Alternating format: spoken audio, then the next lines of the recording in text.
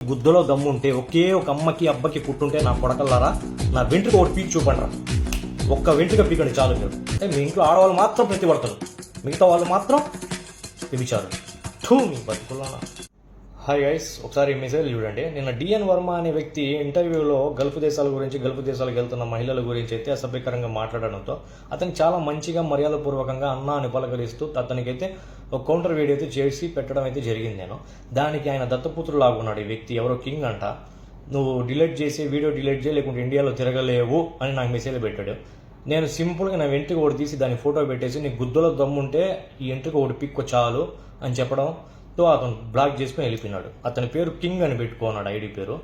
So మీ అందరి సమక్షంలో మళ్ళీ అలాంటి నా కొడుకులు చెప్పడానికి వచ్చిన, అరే నేనో స్మూత్గా మాట్లాడుతున్నాను కదా, మీరు ఏమన్నా కానీ నేను భయపడి సర్దుకొని పోతారనుకోవడం అనేది అది మీ అమాయకత్వం. అది ఎందుకంటే నా గురించి మీకు తెలియదు, నేను టిక్ టాక్ కొత్త అని మీరు అనుకుంటున్నారు.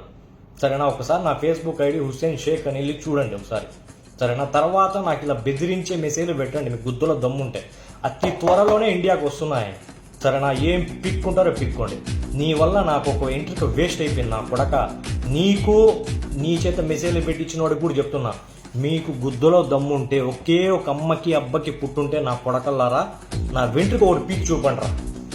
ఒక్క వెంట్రుక పీకండి చాలు మీరు. మీ ఇళ్లలో ఆడవాళ్ళ గురించి మాట్లాడితే అది మీరు ఒప్పుకుంటారా? వాడు మాట్లాడింది ఏమైనా పద్ధతిగా ఉందా? ఇంకా చాలా మంచిగా మాట్లాడిదా? నీ వల్ల వాడికి కూడా ఈసారి కౌంటర్ మామూలుగా ఇవ్వని చెప్తున్నా.